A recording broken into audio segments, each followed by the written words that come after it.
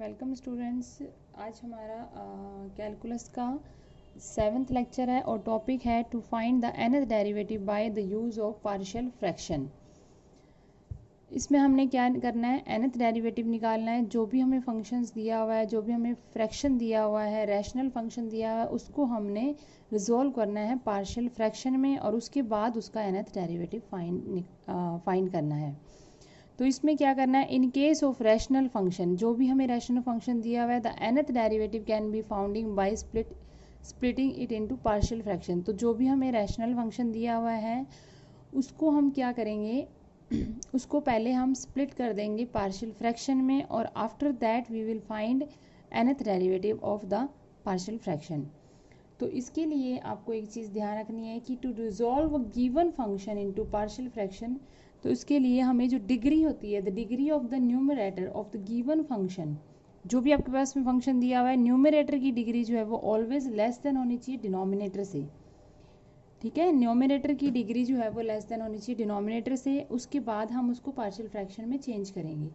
अगर ऐसा नहीं होता है तो हमें क्या करना है, अगर न्यूमरेटर की डिग्री ग्रेटर देन है डिनोमिनेटर से, देन हमें सबसे पहले न्यूमरेटर को डिवाइड करना है डिनोमिनेटर से। डिवाइड करने के बाद अब डिग्री कम हो जाएगी, उसके बाद हमें रिजॉल्व करना है डिनोमिनेटर को सिंपलर फैक्टर्स में। कोई भी फैक्टर्स में, मतलब कि लीनियर हो सकते हैं वो फैक्टर, क्वाड्रेटिक हो सकते हैं, या जो भी एज फार एज पॉसिबल। तो इसके कुछ स्टैंडर्ड रिजल्ट्स भी होते हैं, स्टैंडर्ड केसेस होते हैं कि हमने किस तरीके से वैल्यू निकालनी है। तो सबसे पहले हम सम स्टैंडर्ड केसेस देख लेते हैं,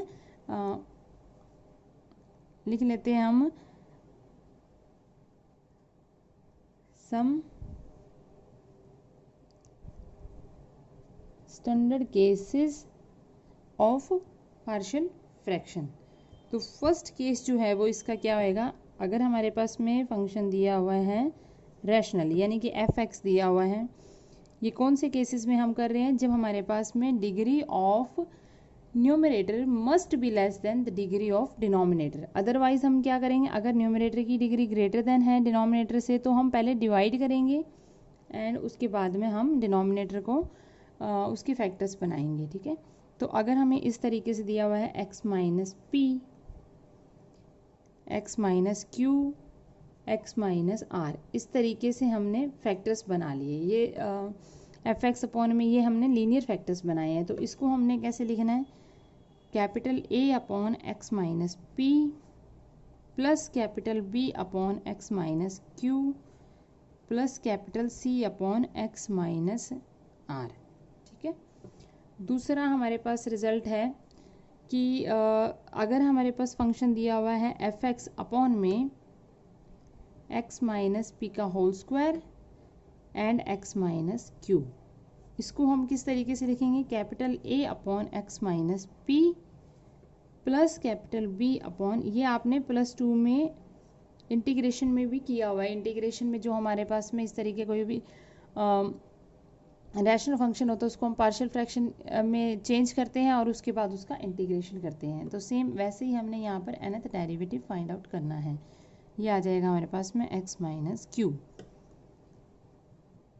एंड थर्ड हमारे पास में अगर हमारे पास में फंक्शन है f(x) upon x minus P की power 3 minus x minus into x minus Q, इसको हम रिजोल्व करेंगे x minus P plus b upon x minus P का square plus c upon x minus P की power 3 plus d upon x minus Q, इस तरीके से change करेंगे। एक और हम केस देख लेते हैं जहाँ पे हमारे पास में f(x) क्या दिया हुआ है, क्वाड्रेटिक फॉर्म में अगर हमें दिया हुआ है x माइनस पी एक फैक्टर हो गया linear factor, x minus Q another linear factor हो गया, एंड थर्ड हमारे पास जो फैक्टर है वो एक क्वाड्रेटिक फॉर्म में दिया हुआ है इस तरीके से ax² plus bx plus c की फॉर्म में। तो हमने इसको किस तरीके से लिखना है, a upon x minus P जो लीनियर फैक्टर है प्लस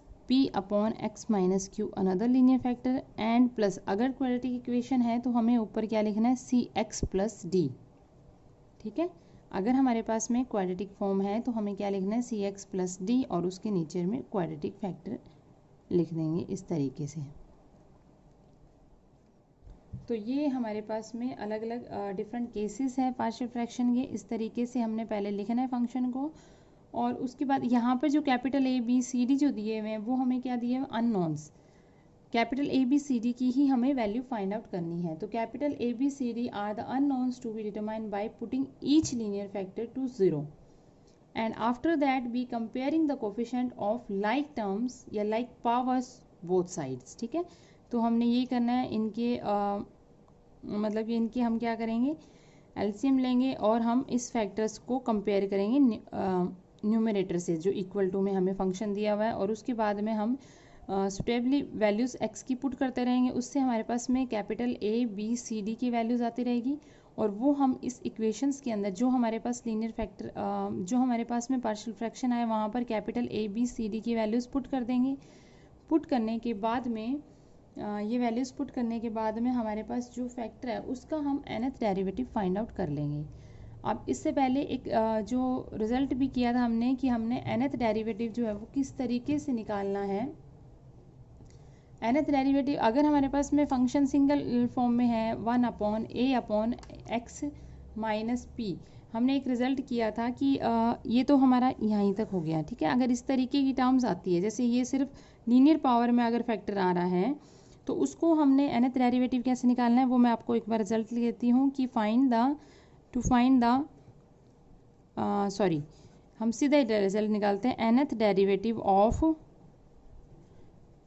ये रिजल्ट हमने किया था nth डेरिवेटिव ऑफ 1/, अगर हमारे पास में टर्म है ax plus B and x is not equal to b/a। ठीक है, तो इसका जब हम रिजल्ट किया था find nth derivative of 1/ax plus B का, तो इसका nth डेरिवेटिव क्या आया था आपको याद होगा, ये आया था हमारे पास में -1 की पावर n। ये स्टैंडर्ड रिजल्ट्स आए थे और इसको आपने याद रखना है। -1 की पावर n फैक्टोरियल a की power n ax plus b की पावर n+1, तो ये वाला रिजल्ट आया। तो इसी रिजल्ट का ये जो इक्वेशंस आ रही है, इनके अंदर हम पुट करेंगे कि अगर पावर हमारे पास लीनियर आ रही है x माइनस पी की पावर 1 आ रही है, तो उसके लिए हम ये डायरेक्ट रिजल्ट लगाएंगे। ठीक है, तो अब हम कुछ सम्स कर लेते हैं इससे रिलेटेड हम कुछ सम्स कर लेते हैं। उसके बाद में आपको अच्छी तरह से समझ में आ जाएगा कि किस तरीके से हमने nth डेरिवेटिव फाइंड आउट करना है। तो एक हम सम लिख लेते हैं इसमें, find the nth derivative of find the nth derivative of function ले लेते हैं x/1 + 3x + 2x²। ठीक है, फंक्शन क्या है हमारे पास x/1 + 3x + 2x²। फंक्शन हमारे पास रैशनल फंक्शन है, तो इसको हम क्या करेंगे, पार्शियल फ्रैक्शन में चेंज कर देंगे। अब डिग्री देखनी है, न्यूमरेटर की डिनोमिनेटर से कम है या ज़्यादा, न्यूमरेटर की डिग्री जो है वो डिनोमिनेटर से लेस देन है, तो हम डायरेक्ट इसको चेंज कर देंगे। तो हम लिख लेते हैं लेट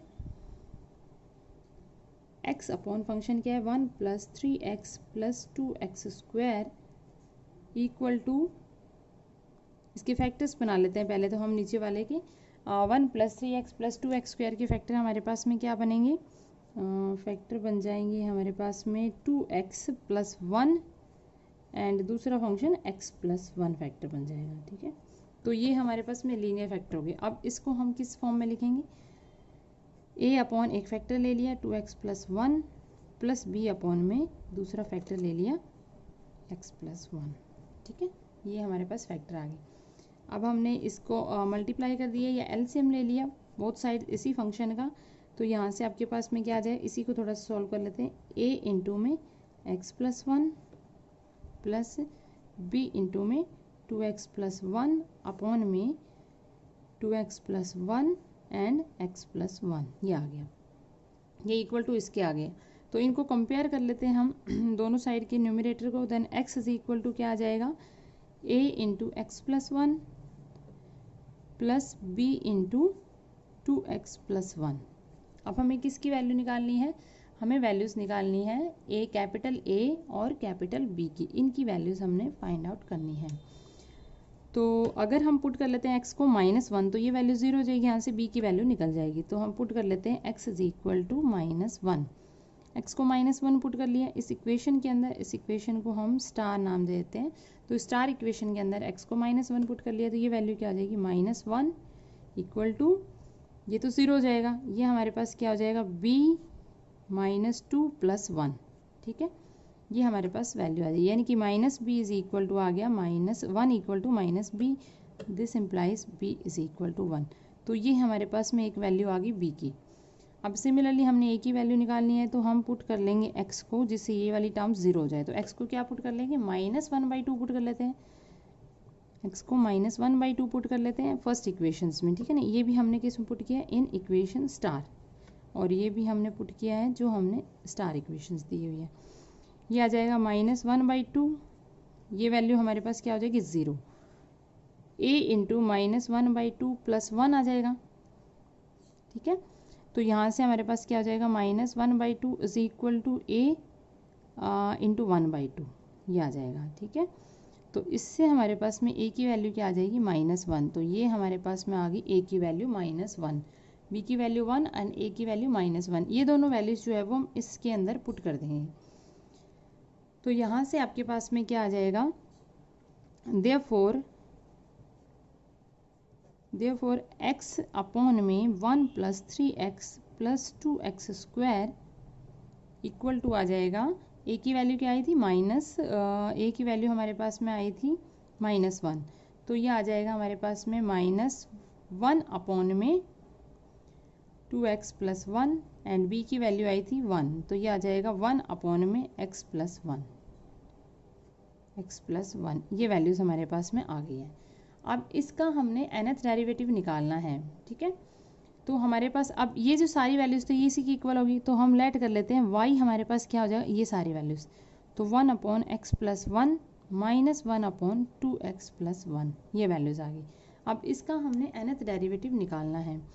तो इसका nth डेरिवेटिव हम कैसे निकालेंगे, वही सेम फॉर्मूला, क्योंकि पावर हमारे पास में क्या है, दोनों ही फंक्शन की लीनियर है। तो ax + 1 अपॉन ax + b की फॉर्म में है, तो 1 अपॉन ax + b की फॉर्म में हमारे पास फंक्शन है। तो मैंने लास्ट में ही, इसी के लास्ट में रिजल्ट लिखा था यहाँ पे कि हमने किस तरीके से निकालना है, 1 अपॉन ax + b का फंक्शन है तो उसका nth डेरिवेटिव इस फॉर्म में निकालना है।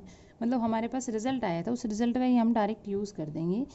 तो nth derivative, therefore nth derivative क्या हो जाएगा, यहाँ पर कोफिशिएंट इसका a जो है वो 1 है, तो ये आ जाएगा -1 की पावर n फैक्टोरियल अपॉन में जो भी टर्म्स दी हुई है उसकी पावर n + 1, ये माइनस आ गया, ये भी सेम -1 की पावर n फैक्टोरियल। अब यहाँ पर a क्या आपके पास 2, तो 2 की पावर n अपॉन में सेम टर्म 2x + 1 की पावर n + 1। अब इसमें से जो भी आपके पास कॉमन निकल रहा है उसको हम कॉमन निकाल देंगे।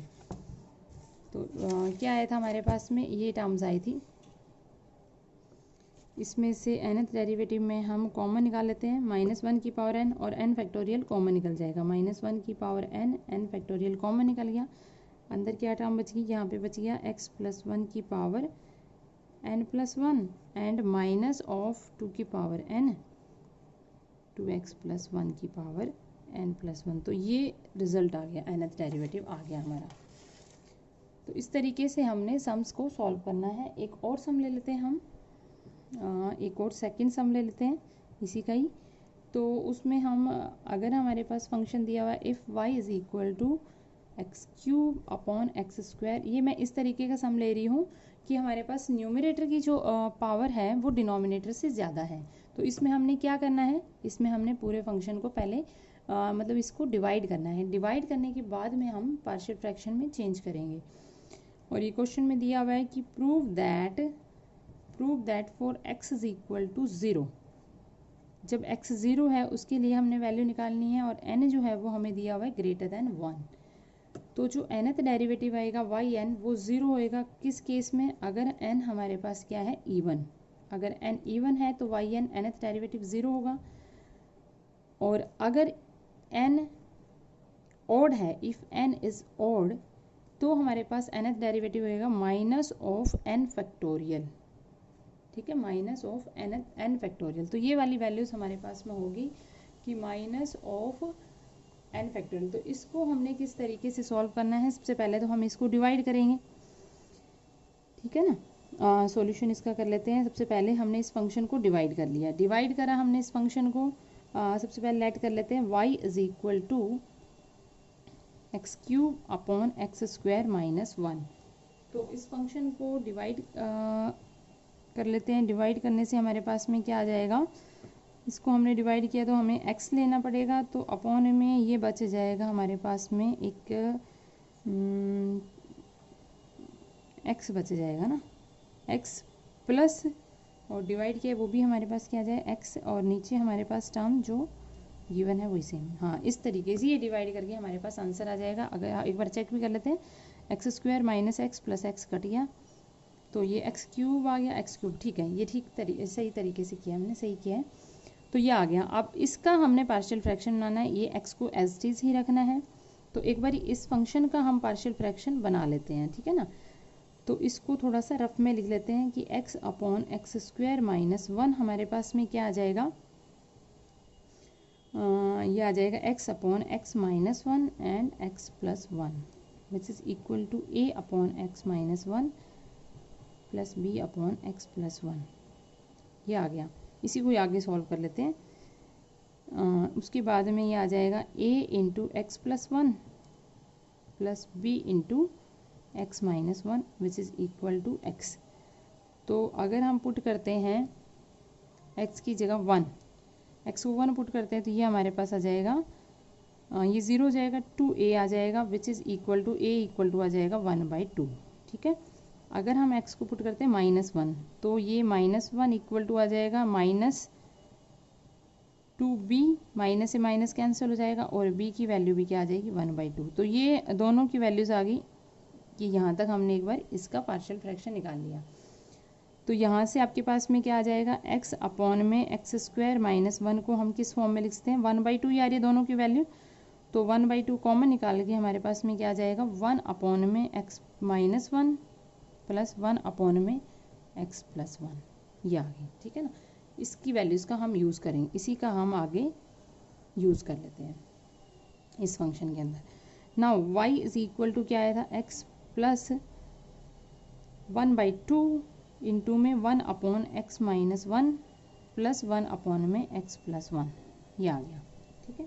अब इसका हम nth डेरिवेटिव निकाल लेते हैं, क्योंकि हमारे पास लीनियर टर्म है, वही रिजल्ट सेम यूज़ करेंगे।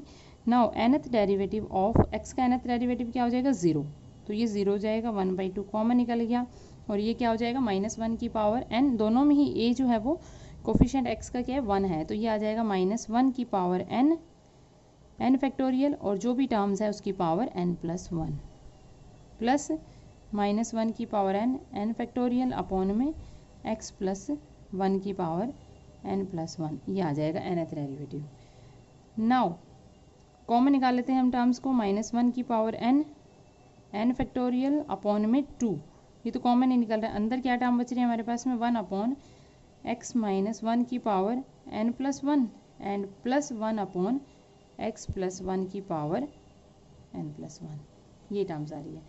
अब ये तो हमारा nth डेरिवेटिव। उसके बाद क्वेश्चन में क्या पूछा है, for x is equal to 0, तो when x is equal to 0, x की वैल्यू अगर हम इसमें 0 लगा रहे हैं तो हमें आगे निकालना है nth डेरिवेटिव। अगर n इवन है एक केस ये लेना है, अगर n ऑड है दूसरा केस हमें निकाल के ये प्रूव करना है कि nth डेरिवेटिव 0 या माइनस ऑफ n फैक्टोरियल के इक्वल आएगा। तो n अगर x की वैल्यू अगर हम 0 ले लेते हैं तो हमारे पास में क्या आ जाएगा nth डेरिवेटिव, देन हमारे पास में nth डेरिवेटिव क्या आ जाएगा, ये तो सेम ही रहेगा क्योंकि इसमें तो x है ही नहीं, n फैक्टोरियल अपॉन 2, अंदर क्या रह जाएगा हमारे पास x 0 है तो ये आ जाएगा 1 अपॉन -1 की पावर n प्लस 1 और ये पॉजिटिव ही है तो इसमें तो प्लस 1 ही आ जाएगा, सिंपल, ये आ गया, ठीक है।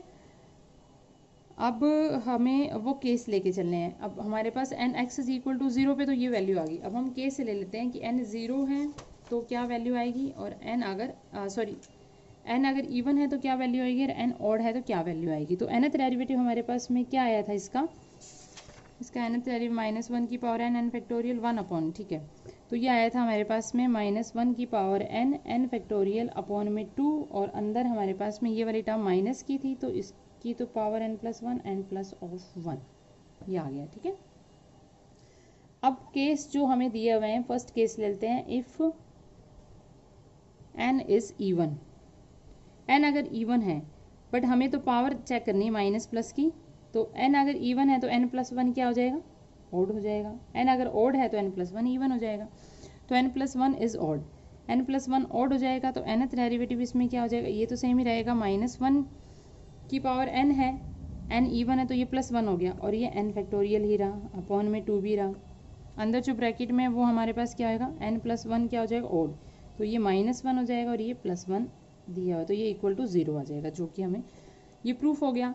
दूसरे केस में हम ले लेते हैं, सेकंड केस में, कि if n is odd, n odd है तो n+1 क्या हो जाएगा, इवन, n+1 इवन हो जाएगा, ये ऑड है तो ये वैल्यू क्या आ गई, माइनस में, n ऑड है तो माइनस में आ गया, तो माइनस में n फैक्टोरियल अपॉन में 2, और n+1 क्या आ रहा है, इवन, तो ये पावर प्लस हो जाएगी, तो ये आ जाएगा 1+1, यानी कि हमारे पास आ गया -1 n फैक्टोरियल अपॉन 2 × 2, तो ये आ जाएगा माइनस ऑफ n फैक्टोरियल। तो यही हमने रिजल्ट निकालना था। तो इस तरीके से सम्स करने हैं, बाकी हम कल और करेंगे इससे रिलेटेड सम्स, पार्शियल फ्रैक्शन से रिलेटेड। तो आज का लेक्चर मैं यहीं पे ख़त्म करती हूँ। Thank you.